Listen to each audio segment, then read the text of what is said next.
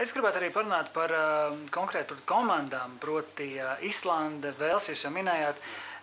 Ļoti daudz diskutē gan sociālajos tīklos, gan mēdījos, kas ir šo komandu tā panākuma atslēga un ko no viņiem var mācīties. Jūs noteikti arī Francijā augstākajās futbola aprindās esat runājis ar vairākiem ekspertiem un noteikti savā starpā sprieduši, kas ir šīs veiksmes un panākumu. Nē, par Islandi, es domāju, mums te nav ko brīnīties tik daudz. Viņi ar mums spēlē vienā grupā. Es domāju, ka mūsu šī grupa pierādīja liekreiz, ja Holanda no šīs grupas nevarēja kvalificēties uz Eiropas čempionātu, cik stipri viņi bija. Bet Islandē šis darbs, es domāju, tagad dot tos augļus, ko viņi savā laikā ir ieguldījuši gan infrastruktūrā, gan tieši jauno spēlētāju apmācībā.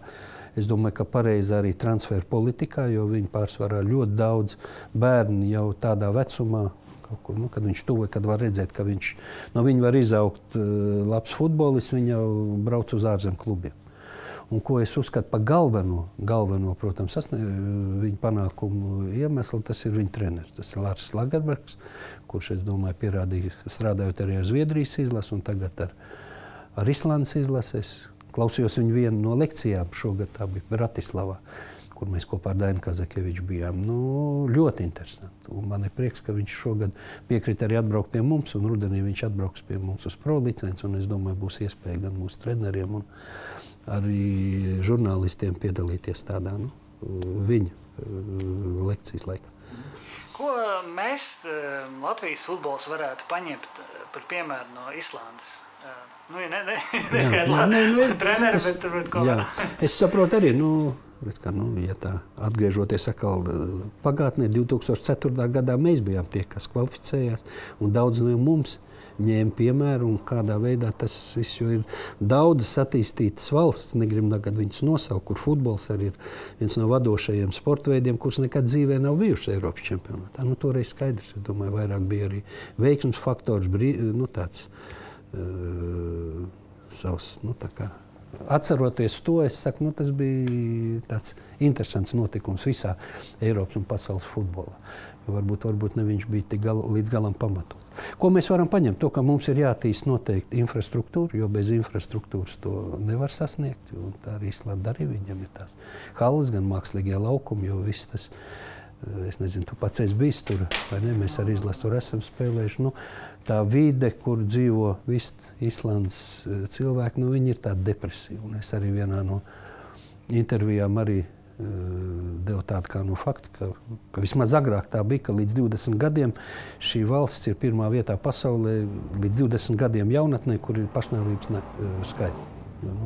Jebkurš no viņiem, tomēr priekš viņiem izrauties spēlēt Eiropā, tas ir notikums, un es domāju, tāpat arī vecāki grib, lai viņu bērni varētu attīstīties gan futbola ziņā, gan vispār intelektuāli. Un tāpēc spēlēt kaut kur ārzemēs, priekš viņiem tas ir reāls, kā pateikt, mērķis. Es domāju, ka mums jāņem no katras no šīm te valstīm, gan no pašas Velsas, kur futbols bija, varbūt var strīdēties, vai tur regbijs vai futbols ir pirmajā vietā, bet futbols tur katreiz bija populārs. Un tur bija katreiz bijuši labi futbolisti, kas spēlē labās līgās. Tas ir blakus arī Anglija, viņiem ir superzvaigzne. Tas ir Garets Bēls, kas spēlē. Ja tāda visa atkal sajiet visu kopā, tas ir kvalifikācija. Un cevišķi tagad 24 komandas, tas ir vieglāk izdarīt. Runājot par finālu un uzvarētājiem Portugāli, kā jums patika fināla scenārijs? Fināla scenārijs, jebkurš fināls pats par sevi ir interesants. Protams, es domāju, ka galvenais favorīts tomēr bija franči. Visus to arī, es domāju, cerēja, sevišķi Francijas līdzutēm, visu Franciju.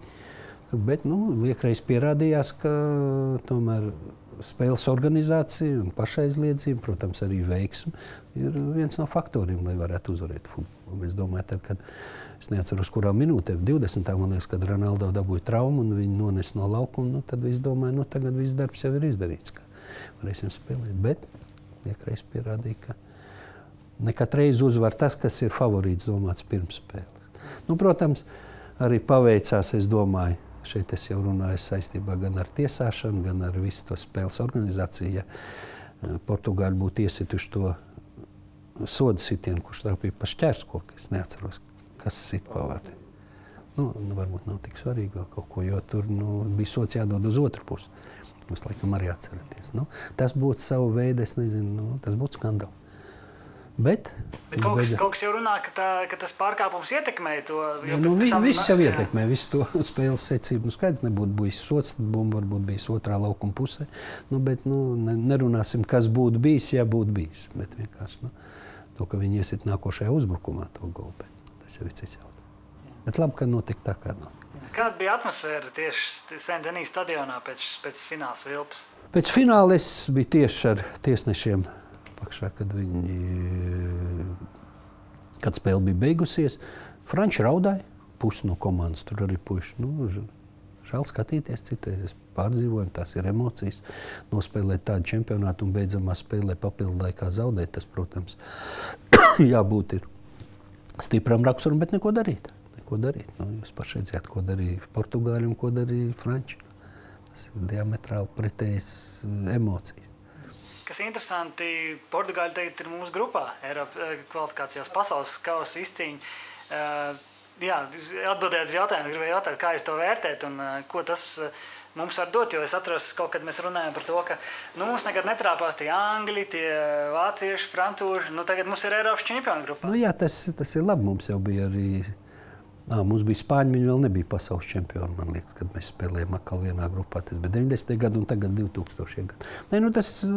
Tas dos mums papildus interesi, es domāju, bet ar financiālā ziņā. Es domāju, ka saistībā ar to, ka tagad mums visiem ir centralizētās televīzijas marketinga tiesības visā Eiropā. Es domāju, ka mēs spēlēsim pret Eiropas čempionu. Es domāju, gan Rīgā, gan arī. Mēs gan vēl nezinām, kurā vietā spēlēsim novembrī Portugālē. Visur būs pastiprināta interese. Kāds ir mums spēlēt pret Eiropas čempioniem? Zinām, ka pret spēcīgām izlasēm var visādi gadīties. Mēs esam spēlējuši ar spēcīgām, mēs esam veiksmīgi spēlējuši gan ar spēcīgām izlasēm, gan neveiksmīgi ar netik spēcīgām izlasēm. Tā kā futbols, es domāju, šeit jākoncentrējās katrai spēlē, bet atkal tas piedos lieku interesi, lieku svaru. Šeit es spēlēju ar Portugālu. Es zinu, ka katreiz pēc šī Eiropas čempionāta visām komandām, kas ir piedalījušās Eiropas čempionātā, katreiz viņiem ir tāds savu veidu kritums. Es atceros, kad mēs arī 2004. gadā pēc Eiropas čempionāta spēlējām Luksemburgā un uzvarējām Luksemburgā 4-3, tad mēs pakļuvām zem tādas kritikas, kā tā mēs spēlējam. 3 golus ielaižam ar tādu, ka mēs jau sev uzskatījām mūsu līdzjutēju un presi, ka mēs esam futbola lielvalsts, ka mēs tagad tikai grausim. Jācer, tāpat Ungārija, es domāju, redzēsim, kāds būs viņas sniegums šeit oktobrī, kad spēlēsim Rīgā.